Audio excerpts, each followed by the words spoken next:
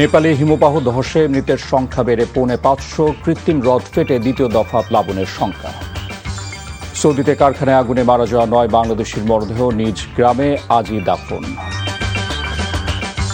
হঠাৎ চড়া চিনির দাম, ঊর্ধ্বমুখী আটা ময়দা, বাড়তি দামে স্থিতিশীল চালের বাজার।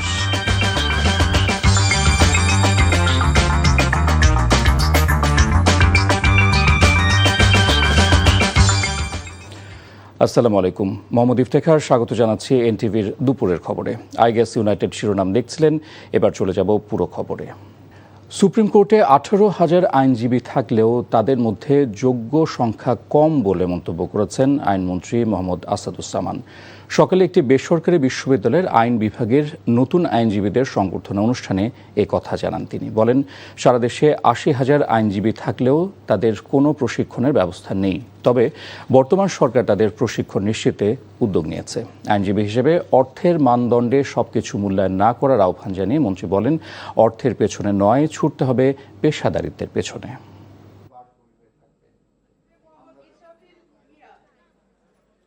সবকিছু টাকার মানদণ্ডে দেখার প্রয়োজন নাই। আপনাকে আপনার নীতি নৈতিকতা দিয়ে দেখতে হবে। ছোট বারান্দার আইনজীবী হবেন না, বড় বারান্দার আইনজীবী হওয়ার চেষ্টা করবেন। ভালো ড্রাফটিং করা আইনজীবী কত পার্সেন্ট আছে আমি নিজে বলতে পারবো না, আমার নিজেরই খুব খারাপ লাগবে বলতে। This is the bitter reality. জাতিসংঘের বিশ্ব জলবায়ু সম্মেলন COP31-এ অংশ নিতে নভেম্বরে তুরস্ক যাবেন প্রধানমন্ত্রী তারেক রহমান। সৌদি আরবের জেদ্দায় অনুষ্ঠিত ২৩তম ওআইসি কাউন্সিল অব ফরেন মিনিস্টার্সের বৈঠকে সাইডলাইনে তুরস্কের উপপররাষ্ট্রমন্ত্রী মুসা কুলাকুলিকায়ের সঙ্গে বৈঠকে এ তথ্য জানান পররাষ্ট্র প্রতিমন্ত্রী হুমায়ুন কবির। এ সময় আঞ্চলিক বিভিন্ন বিষয়ে মত বিনিময় এবং পারস্পরিক স্বার্থ সংশ্লিষ্ট ইস্যুতে ঘনিষ্ঠভাবে কাজ করার প্রতিশ্রুতি দেন দুদেশের প্রতিনিধিরা। বাণিজ্য, বিনিয়োগ, কূটনীতি সহ অন্যান্য গুরুত্বপূর্ণ অভিন্ন আগ্রহের কথাও তুলে ধরেন তারা। রাজধানীর বাজারে প্যাকেটজাত চিনির সরবরাহ সংকট চরমে।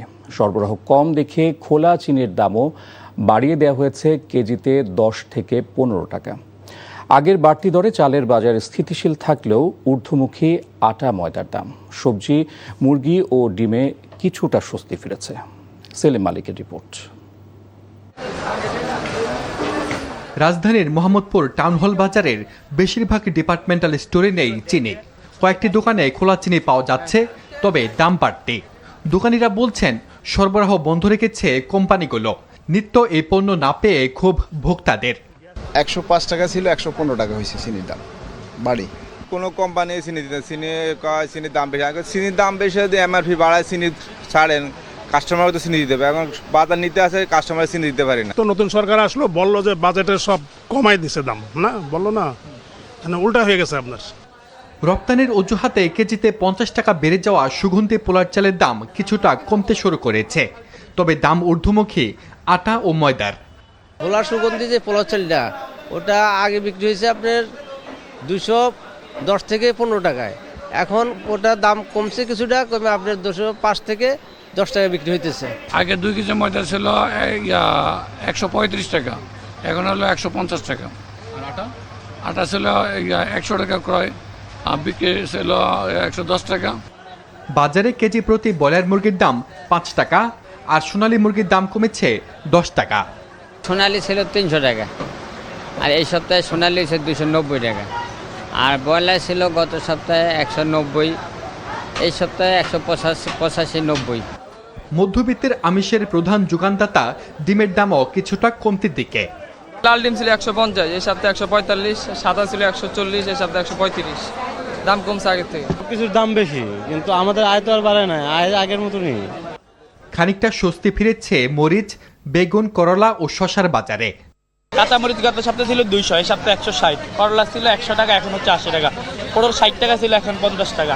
সিন্ডিকেটটা ভাঙতে হবে, না হলে যে আলুটা বগুড়ায় ৮ টাকা ১০ টাকা দাম, সেটা এখানে কেন ২৫-৩০ টাকা হবে। মাছের বাজারেও ক্রেতাদের তেমন অভিযোগ নেই। ৫০ টাকা পর্যন্ত কমেছে দেশি মাছের দাম। ১ কেজি আকারের পদ্মার ইলিশ বিক্রি হচ্ছে প্রায় ৩,০০০ টাকায়। সেলিম মালিক, এনটিভি নিউজ, ঢাকা। আত্মগোপনে থাকা চাঁদপুরের এসকে শিল্পালয়ের স্বত্বাধিকারী পিন্টু দাসকে পরিবারের 4 সদস্য সহ চট্টগ্রাম থেকে আটক করেছে পুলিশ। ভোরে পটিয়া এলাকায় অভিযান চালিয়ে তাদের আটক করে চাঁদপুর মডেল থানা পুলিশ। এই ব্যবসায়ী স্বর্ণ বন্ধক রেখে টাকা লগ্নি করা এবং বিভিন্ন প্রতিষ্ঠানের ঋণের বোঝার কারণে আত্মগোপনে ছিলেন বলে জানিয়েছে পুলিশ। আটককৃতরা হলেন পিন্টু দাস, তার স্ত্রী রিমি, বড় ছেলে প্রিয়ম এবং ছোট ছেলে রূপম দাস। পুলিশ জানায় পরিবার সহ পিন্টু দাসের নিখোঁজ হওয়ার ভুল তথ্য ছড়িয়ে পড়ে। আর্থিক লেনদেন ছাড়াও অন্য কোনো কারণ রয়েছে কিনা খতিয়ে দেখা হচ্ছে। এ ব্যাপারে ব্রিফিংয়ে বিস্তারিত জানানো হবে।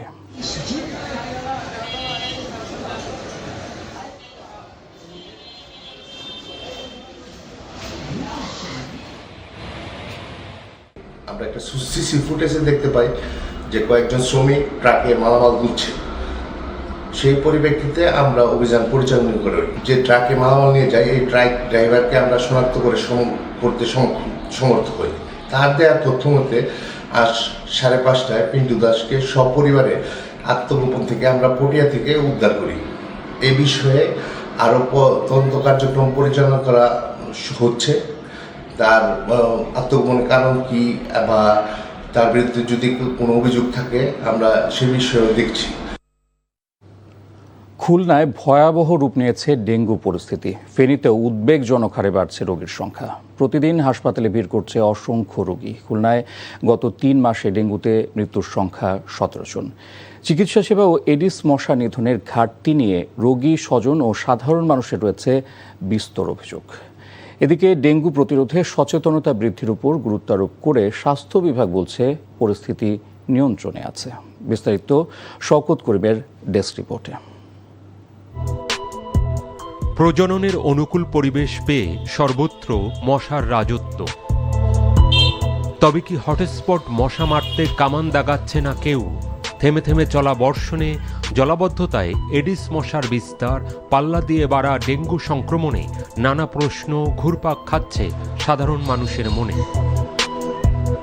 সম্প্রতি একদিনে রোগী ভর্তির রেকর্ড খুলনা বিভাগে। বাড়ছে মৃত্যুর তালিকা। এক হাসপাতাল থেকে অন্য হাসপাতালে ছুটছে দিশেহারা স্বজন। স্বাস্থ্য বিভাগ জানায় ডেঙ্গু উপসর্গ নিয়ে খুলনায় প্রতিদিন গড়ে বিভিন্ন হাসপাতালে ভর্তি হচ্ছে 200 জনের বেশি। গত জুন থেকে এ পর্যন্ত খুলনায় 10 জেলায় আক্রান্তের সংখ্যা ছাড়িয়েছে 4500। আমাদের মশারি ব্যবস্থা নাই, বিছানার ব্যবস্থা নাই, টয়লেটে যে ওয়াশরুমে একটা বদনা পর্যন্ত না। একটু ফ্যানাইল দিচ্ছে না, পরিষ্কার করছে না, তাহলে এটা অপরিচ্ছন্ন। এই দেখেন আমরা জার দিচ্ছি। গত 3 মাসে এ বিভাগে ডেঙ্গুতে প্রাণ গেছে 17 জনের। শুধু খুলনা মেডিকেল কলেজ হাসপাতালেই চিকিৎসা নিয়েছেন প্রায় 2000 রোগী। বিভাগীয় কমিশনার, সিটি কর্পোরেশনের প্রধান নির্বাহী থেকে শুরু করে মেয়র মহোদয় আর আমরা যারা আছি যৌথভাবে যে কাজ শুরু করছি, তাতে কিন্তু মশাও একটা কন্ট্রোলের মধ্যে আসছে। এদিকে ডেঙ্গু প্রতিরোধে সংশ্লিষ্ট কর্মকর্তা কর্মচারীদের ছুটি বাতিল করে মোবাইল কোর্ট, ক্র্যাশ প্রোগ্রাম, বিনামূল্যে মেডিকেল ক্যাম্প চালু করেছে সিটি কর্পোরেশন। আমরা 3টি অঞ্চলে ভাগ করেছি এবং আমরা আমাদের ম্যাজিস্ট্রেট নেতৃত্বে একটি টিম আমরা বের করেছি, যাতে করে যেসব জায়গায় এখনও পরিষ্কার পরিচ্ছন্ন হয় নাই তাদেরকে ব্যবস্থা নেওয়া, আইনগত ব্যবস্থা নেওয়ার জন্য। সীমিত জনবল, শয্যা সংকট নিয়ে চলছে চিকিৎসা সেবা।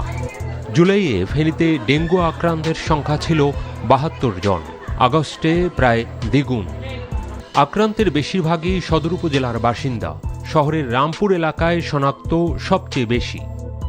পরিসংখ্যান বলছে আগস্ট সেপ্টেম্বরে ডেঙ্গু সংক্রমণ সবচেয়ে বেশি।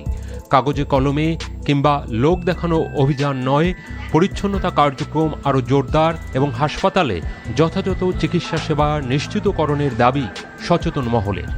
শওকত করিম, এনটিভি নিউজ ডেস্ক। অপরিকল্পিত উন্নয়নের ফলে সুফল পাচ্ছে না ব্রাহ্মণবাড়িয়া পৌরসভার বাসিন্দারা। সড়ক ও ড্রেনেজ ব্যবস্থার উন্নয়নে কোটি টাকা ব্যয় হলেও তা কাজে আসছে না। পরিকল্পনাহীন ও নিম্নমানের সংস্কার কাজে বাড়ছে দুর্ভোগ। একই চিত্র দিনাজপুরে। বসবাসের অনুপযোগী হয়ে পড়েছে পৌরসভা। ব্রাহ্মণবাড়িয়ার শিহাবুদ্দিন বিপু এবং দিনাজপুরের ফারুক হোসেনের তথ্য ছবিতে বিস্তারিত জীবন আহমেদের ডেস্ক রিপোর্টে। উন্নয়নের ব্যাপক কর্মযজ্ঞ চলছে ব্রাহ্মণবাড়িয়া পৌরসভায়। তবে স্থানীয়দের অভিযোগ, পরিকল্পনা ছাড়াই এসব কাজ আসলে পৌরবাসীর কোনো কাজই আসছে না। 1868 সালে 18.5 বর্গ কিলোমিটার আয়তন নিয়ে প্রতিষ্ঠিত হয় ব্রাহ্মণবাড়িয়া পৌরসভা, যেখানে বসবাস করছে প্রায় 3 লাখ মানুষ। প্রথম শ্রেণীর পৌরসভা হলেও উন্নয়নের তেমন ছোঁয়া লাগেনি। রাস্তাঘাট ড্রেন হয়েছে ঠিকই, তবে তা অপরিকল্পিত। উন্নয়নের নামে কোটি টাকা খরচ করা হলেও সুফল পাচ্ছে না পৌরবাসী। কিছু কিছু ড্রেনেজ ব্যবস্থা পানি নিষ্কাশনের পরিবর্তে ড্রেনেজ ব্যবস্থাই জলাবদ্ধতার কারণ। কোনো অনিয়ম হলে ব্যবস্থা নেওয়ার কথা জানালেন পৌর প্রশাসক। যদি ঘাটতি থাকে বা ত্রুটি বিচ্ছুতি থাকে, সাথে সাথে কিন্তু আমরা ঠিকাদার সহ তাদেরকে আমরা বলি যে এটা আমরা সংশোধন করেন। ইতিমধ্যে কয়েকটা ঘটনা ঘটেছে, আমরা কিন্তু তাৎক্ষণিকভাবে ব্যবস্থা নিয়েছি। পৌরসভার উন্নয়নে মাস্টার প্ল্যান অন্তর্ভুক্ত করার কথা জানিয়েছেন স্থানীয় সংসদ সদস্য। বিভাগীয় শহরগুলোতে মাস্টার প্ল্যানের জন্য একটা প্রকল্প দেওয়া হয়েছে। আমরা আমাদের যে পরিকল্পনা প্রতিমন্ত্রী, ওনার মাধ্যমে এই বিভাগীয় শহরগুলোর মধ্যে ব্রাহ্মণবাড়িয়াকে আমরা অন্তর্ভুক্ত করতে পেরেছি। এদিকে দিনাজপুর পৌরসভায় 157 বছর পুরনো হলেও উন্নয়নের কোনো ছোঁয়া লাগেনি। বেশিরভাগ রাস্তা খানাখন্দে ভরা, ড্রেনেজ ব্যবস্থা নেই বললে চলে। রাস্তাঘাট অলিগলিতে ময়লার ভাগার। মনে হয় না যে এখানে কোনো মানুষ আছে, কেউ দেখার অভিভাবক আছে, কেউ নাই। এর আগেও বহুবার এভাবে প্রতিবেদন করা হয়েছে। বরাদ্দ পেলে দ্রুত উন্নয়নমূলক কাজ করার কথা জানান পৌর প্রশাসক। উল্লেখযোগ্য সংখ্যক জায়গায় হচ্ছে আমাদের রাস্তাঘাট হচ্ছে কাঁচা এবং খুবই ড্রেন তো নেই। যে ইনকাম এটা দিয়ে 1 কিলোমিটার রাস্তা করতে গেলে অলমোস্ট আমার 1 কোটি টাকার কাছাকাছি লাগে এবং 1 কিলোমিটার ড্রেন করতে গেলেও লাগে 1 কোটি টাকার বেশি। সুতরাং এই সক্ষমতা আমাদের নেই। পৌরবাসীর দাবি, আশ্বাস নয়, দ্রুত উন্নয়নমূলক কাজ হবে, সেটাই প্রত্যাশা তাদের। জীবন আহমেদ, এনটিভি নিউজ ডেস্ক। শেষ করছি, যাবার আগে আইগ্যাস ইউনাইটেড শিরোনামগুলো জানিয়ে দিব আরও একবার। নেপালে হিমবাহ ধসে মৃতের সংখ্যা বেড়ে 550, কৃত্রিম হ্রদ ফেটে দ্বিতীয় দফা প্লাবনের সংখ্যা।